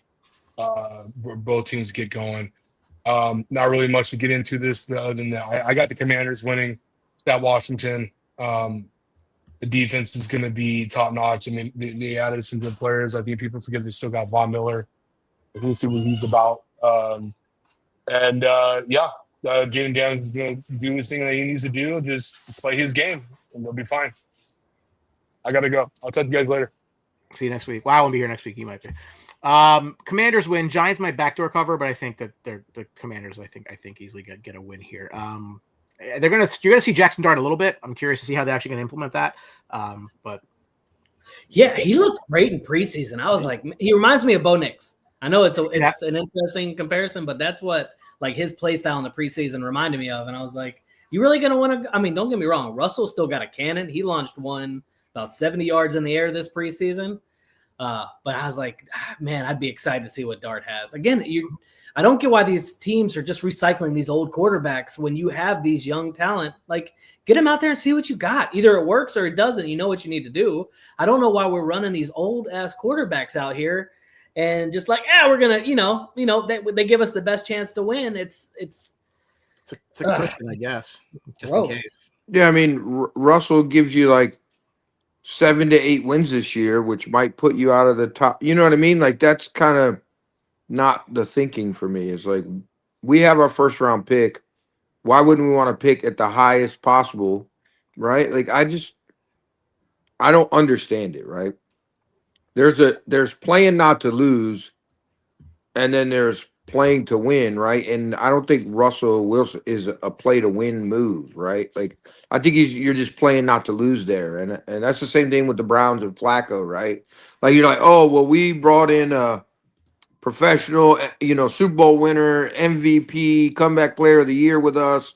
Like, okay, but what is that going to do for you? Get you enough wins that it affects your draft status, maybe? Do you really want that? And you need to see what your rookie quarterbacks are going to do. You can't hold their hands forever, right? Well, speaking of rookies, the top two receivers that were taken in April's draft face off today as the Jaguars are a 3.5-point favorite at home against the Carolina Panthers. 46.5 is the number. Carolina had the worst rush defense in 2024. They allowed almost 180 yards on the ground a year ago. Jacksonville is the only team of multiple players with 20-plus sacks since 2013. That's Josh Hines Allen and Trayvon Walker. I am picking the Jaguars to win the AFC South simply because I think that the first time they've had a coach, it didn't go to Tall Oaks. This is finally a situation where they got an offensive mind with talent. They got two receivers to throw the ball to. It really kind of comes down to that offensive line for Trevor. If they can protect him, they should be fine. For Carolina, I think just need to see some progress. Again, progress, not perfection. They're probably going to finish third in their division. Just look better. Move in the right direction. They're adding weapons for Bryce Young to throw the ball to. For him, just be better. Give them a reason to continue with you moving forward. That's the thing I think about them. And I think Cohen can make Trevor into Baker 2.0. It's a great spot because it's no risk. Either he does it or then Trevor wasn't good to begin with. Not my fault. So I think he's fine regardless. Imagine saying Trevor Lawrence could be Baker 2.0. Imagine that. Like the prince that was promised and all this BS I had to listen to you guys talk about before the draft. I told you he was going to be a bust. He didn't play anybody at Clemson except for 1 or 2 games a year. And now we're seeing it, right? This is make or break year. Either he does something with this defense and this offense. You finally have 2 weapons, right? Like you have legit pieces, right? Your offensive line's still a little middle of the road, maybe bottom half, right? But if you're as good as everybody thought you were, right, to go number 1, this is the most talent you've had. You got to at least see improvement. I don't know that they win the division, but you got to see improvement. They got to be better, right? 9 to 10 wins has got to happen this year, or I don't know. I don't know what to tell you. Like what I said was right. The guy was never going to amount to anything in the NFL. So he's had some bright spots, statistically, but it hasn't really equated to wins, right? So equate these statistics this year. He should have good stats to wins, and then we could talk about him not being a complete bust, right? I think Jacksonville gets this win. I think Carolina is going to hang in the game. I think Carolina's better, like you said, have been improving. I think Carolina hangs in a lot of games this year. I just don't know if it equates to a lot of wins. Yeah. I think they could be a 6-7 win team, but just they're moving in the right direction. Absolutely. I think Bryce looks better this year than he has. I think the talent is there. He's just short. But, other short quarterbacks have been successful in the NFL, right? So you just got to make it work. Can't teach size. Can't teach height, right? And see, in this one, I'm going to go with the upset. I think the Panthers go into Jacksonville. I think they take this one. I like Ted McMillan, that 6'5" frame, being almost a foot taller than his quarterback, I think will help him be able to see him through the line. I think there's a lot of potential with that team, and Jatavian Sanders look good. I think their coaching staff is going to be able to settle some stuff. I think the Panthers pull it off today. A little upset special. This one probably is not an upset unless you guys are really feeling good about that. But the biggest line of the day is in Denver. When Tennessee takes on Denver, is an 8.5-point line. There we go. 42.5 is the number. Cam Ward makes his debut, the second player ever to lead college football in passing touchdowns in the season prior to being drafted number 1. Denver led the NFL with a team record 63 sacks a year ago. Talk about teams with expectations. They got expectations after last year. Bo Nix looked really good. They defend probably better than anybody in the league at multiple phases of the defense. Yeah. And if they can get something out of that offense, like I said, Bo Nix played really well last year. That's Sean Payton, right? So nothing's really changed there. Cortland Sutton kind of found them fountain of youth. He can do that again. They brought R.J. Harvey in the draft. They still have J.K. Dobbins, who they signed in free agency. This is a team that's going to push for a playoff spot. They might just get one. They got one last year, but that might be because they snuck up on people. Like, I just think that they're probably going to be about the same record, and 9 wins might not get you in this year in the AFC. So they could be a better team, but the record might not show it. They'll be better the year after for sure. They're going to get a win today. They're my survivor pick because why the hell not? Yeah, the most interesting thing about Denver is how they're going to roll out that backfield. Are they going to go R.J. Harvey heavy, or are they going to roll out Dobbins? But with Bo Nix, who I'm starting in my DraftKings leagues, I think he's a pretty solid bet to get at least a rushing touchdown and 2 passing touchdowns. I think he could light it up today. I'm excited to see what Cam Ward offers. Can he be that Jaden Daniels? Can he be or is he going to hit more of that Caleb Williams, Drake May? I'm excited to see, because Ward reminds me a little bit of Daniels. Like, he's a passer first, runner second, and I think how they use him is going to be important there. But he's got a decent cast. It's not like he's being thrown out to the wolves. Like, having Calvin Ridley as your 1 and Tony Pollard as a 2 is a pretty decent cast around him. But like the Broncos are going to win this one, and I don't think it'll be close. Yeah, I agree with everything you both said. I do think that Cam Ward is going to show flashes of C.J. Stroud, Jaden Daniels, right? Like, I think he's going to have a really good rookie year. He's one of the highest quarterbacks I was the highest on him that I've been on the quarterbacks in a while, right? I really just watched his progressions, his film, and everything in college. Like, obviously, I didn't watch a lot of his games, but watching him after, didn't watch his games live. I went back and watched a lot of his games. I think he's definitely going to have a good season. I think he's the bright spot on Tennessee. And like you said, having a good number 1 and a good running back can help you, right? So I think they'll be good, but maybe a 4 or 5 win team, to be honest with you. I just don't know if they have enough offensive line-wise and defensively to compete in a lot of games this year. But I think Ward will definitely be the bright spot. And I agree. I think I probably would take the over of 8.5. Like, I would bet the 8.5 for sure. Like, there's no way you're not. The Denver's not better than 8.5 points than Titans. Remember the name Elik Ayumanor, who's probably going to end up being the second receiver for Tennessee. Big body. Yeah. He'll be picked up in your fantasy leagues for like some stupid fab amount once he scores 2 touchdowns in a game, and then somebody will just blow their money there. That always happens. NFC West battle between the 49ers and the Seahawks. Seattle is a 1.5 point dog at home, over under 43.5. McCaffrey, who's going to play today, 158 total yards per game is the most by any player against Seattle. For Sam Darnold, his 12 games with 2+ passing touchdowns and 100+ passer rating in 2024, that was the most. That was also in Minnesota. He's now in Seattle. I think that bodes well for JSN's numbers. JSN's the guy now, right? Tyler Lockett's gone. DK Metcalf's gone. Like, he's going to run this offense. I think that Zach Charbonnet has a bigger role this year. It's still Ken Walker's job, but he's like doing a little bit of this. So it might be more that 60-40 split. But I don't know what's making the 49ers. I'm not a Brock Purdy guy. Never was, never will be. I think he's a product of Kyle Shanahan and some great – George Kittle have a great year this year. Jawan Jennings probably have a great year this year. Ayuk will come back at some point. I just think that their time has passed them by. Guys have gotten older. They had their opportunity, and they blew it. I don't think either of these teams are a playoff team. No, I don't get the hype with the Niners. I mean, I know they got a decent defense, but I was like, Brock Purdy isn't it to me. I mean, most Ayuk's hurt, Jawan Jennings is hurt. You're looking at Pearsall being the number 1, which I think he could have a decent day today. But CMC is just one wrong step away from again being done this season, and then it's Brian Robinson Jr.'s job. I don't trust that offense. I just don't. I'm not a fan. I know it's like the money line is based off of Kyle Shanahan being the coach, not what they did last year. It's complete hope and prayer.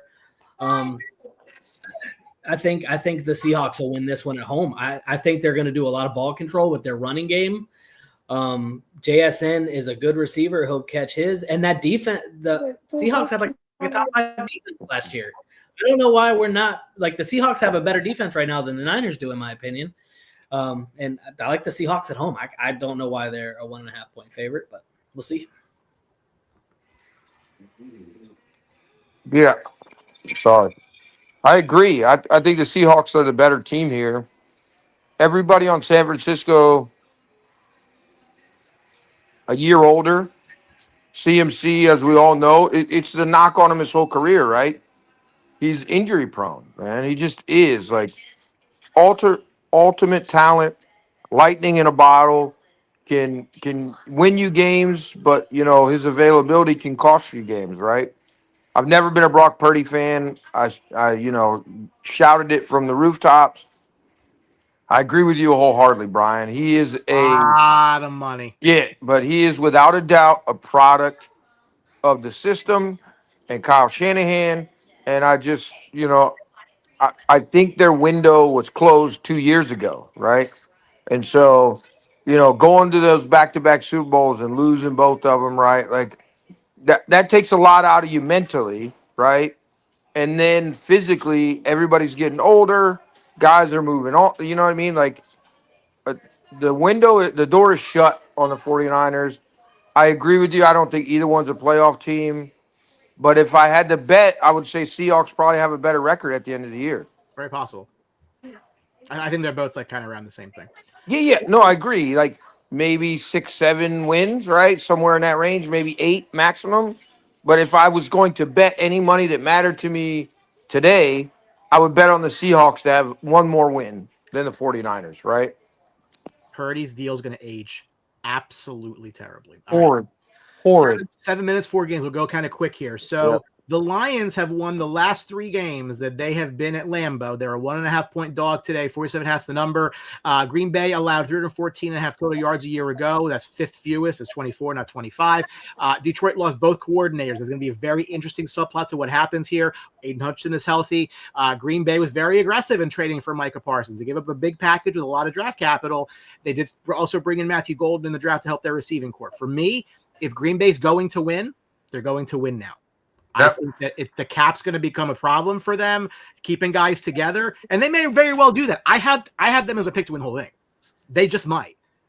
It would start nicely if you can win at home today against a team you haven't beaten there in 3 years. Yeah, I like the Packers. I like the aggressiveness going out and get Parsons. I wish my team would have, given up. I would have gladly taken that deal of a defensive tackle and 2 firsts to get Micah Parsons at age 26. But it's all on Jordan Love. Like, are we going to get the Jordan Love where he's able to throw the ball and move the ball well, or are we going to get the Jordan Love where he can't connect with anybody, the wide receivers underperform, and then the offense does absolutely nothing? Like their defense is solid. It got better. The Lions are top 5 team in the NFL right now. It's going to be a hard game. If it was in Detroit, I'd go Detroit. In Green Bay, I'm going to go Green Bay. Yeah, I'm gonna go Green Bay simply because it's in Green Bay. I think Detroit's a top 3 team, probably, right? I think they probably finish top 3 again this year. I don't know if they have that oomph to get over the hump, right? But again, I think the difference of Micah Parsons, I think he wrecks the game today. I think he has a sudden impact or immediate impact on the field. I think he might be the difference in them winning this game. Maybe a strip sack, something to that effect. Like, I really think he is a huge piece for them, and they're not used to seeing that in the NFC North, that kind of wreckage, right, recently, right? So it's going to be a huge difference. He's going to see guys that are not used to seeing him on a regular basis, and it's going to change the landscape. And I think this is Green Bay's year of any year to make a huge push. Houston Texans visit probably one of Green Bay's primary contenders there in the Rams, who are giving 3.5, over-under is 43.5. Houston had the second most interceptions last year and the fourth most sacks, but allowed the third most passing touchdowns. So interesting dichotomy there. Rams had the fifth best red zone defense a year ago. Half the time you got in the red zone, you did not get in the end zone when you faced the Los Angeles Rams. Their entire season hinges on Matt Stafford's health. If Matt Stafford's good, they could go all the way. They could win their division. They could do a lot of things. If he's not, that ain't going to happen. For Houston, they're in a bit of more of a tougher division than they've been in the past. See if they can get in. I like the Rams today. Yeah, I agree. I have so many questions about Matthew Stafford. I think it's similar to a Peyton Manning type thing right at the end with those Broncos, right? Like they're going to have to carry him to a Super Bowl. I just don't trust his health at this point, and I'm worried that, he's one hit away from missing half a season or the whole rest of the season, right? Like injuries are just lingering. He's getting up there, right? But yeah, I think the Rams do win this game. Yeah, give me the Rams here. I don't like the injuries that are going through the wide receiver room right now with the Texans. I think they're going to be out Kirk and their third string. So you're going to be looking at Jalen Noel, a rookie, Jaden Higgins, a rookie, going out there with Nico Collins. Nick Chubb is obviously going to be the starter today. I think he's going to get some good play, but I like the Rams. But the Houston has a great run defense. It's going to be a lot on Matt Stafford today to make things happen. But give me the Rams today. Game of the day tonight. Baltimore is a 1.5-point favorite in Buffalo against the Bills. 50.5 is the number. Baltimore first team in the Super Bowl era with 30-plus rushing, 30-plus passing touchdowns in the same season. Buffalo allowed the fewest points per game to playoff teams last year, 18.5. It's a revenge game. Mark Andrews returns to the scene of the crime where he dropped that ball. Lamar coming off a career year. Josh Allen 25-3 in his last 28 games at home. They've won 11 straight at home, 13-4 in prime time since 2022. All of this says the Bills are going to win, which is why the Ravens are going to win this game by a touchdown. Nope, I'm taking the Bills tonight. I do. I like the Bills. It's going to be a great game. I'm glad this is our first Sunday Night Football game. This is going to be it's going to hit the over. I don't think defense is going to play as much into it. They might be like one or two stops on each side, but otherwise it's going to be pretty going. Love me some Derrick Henry. I'm excited but I think Josh Allen's going to get it done tonight. Man, I went back and forth 15 times in the middle of you guys explaining your reasons, right? I was going to start off by saying there's no way I go against Buffalo at home with all the stats that you're talking about. But I also think that Ravens probably have the second best defense in the NFL, in my opinion, right? So I think that does play a factor. I think the Ravens have played Josh Allen. I think the Ravens have played Josh Allen really well. And like you talked about, Bill Buckner, the drop, man. Like they had that game won if he does not drop that ball. Mark Andrews made a blunder of his career with that drop. And so I think the Ravens find a way to go in with all odds stacked against them and get a close win. I'm not saying there's a blowout on either side. I think these teams are too evenly matched, right? But I think somehow, some way, Lamar and the Ravens, especially that defense, figure out a way to win in Buffalo, which is a really hard thing to do. We'll go quick here. Monday night, Vikings and Bears. J.J. McCarthy's debut, 1.5-point favorite. Minnesota's defense was good last year. Chicago is still the only team in the NFL to never have a quarterback go for 4,000 yards or 30 passing touchdowns. I think Minnesota gets this. It's going to be a very tight game, though. Yeah, I agree. Minnesota, for me, I'm excited to see what the head coach there does with J.J. McCarthy. I think if he can turn Sam Darnold into a winner, he can take J.J. McCarthy with the skill set of being able to throw, being able to run, and really utilize his legs. I think they pull it off. I traded for him in Dynasty on that exact reason because I'm a believer in the quarterback. I'm going to be a winner. I'm going to be a contrarian here. I'm going to go with Chicago. I think I'm softening my stance on Kalen Williams, right? I didn't like him in the draft. I wasn't a fan of him. I didn't like his aloof attitude, his like kind of quirkiness, whatever. But you know what? At the end of the day, right? It's about how you play on the field, right? And I think he proved a lot of doubters wrong last year with the way he played on the field. I think this year it translates to wins. I think they're marginally better than they were last year. So I'm going to give Chicago the win in another close game, maybe a field goal. And that, my friends, is week 1. Thank you for watching the pregame show. Got you right in time for Red Zone. That was the goal the whole time. So enjoy your first Sunday of pro football, and we'll catch you soon. Take care.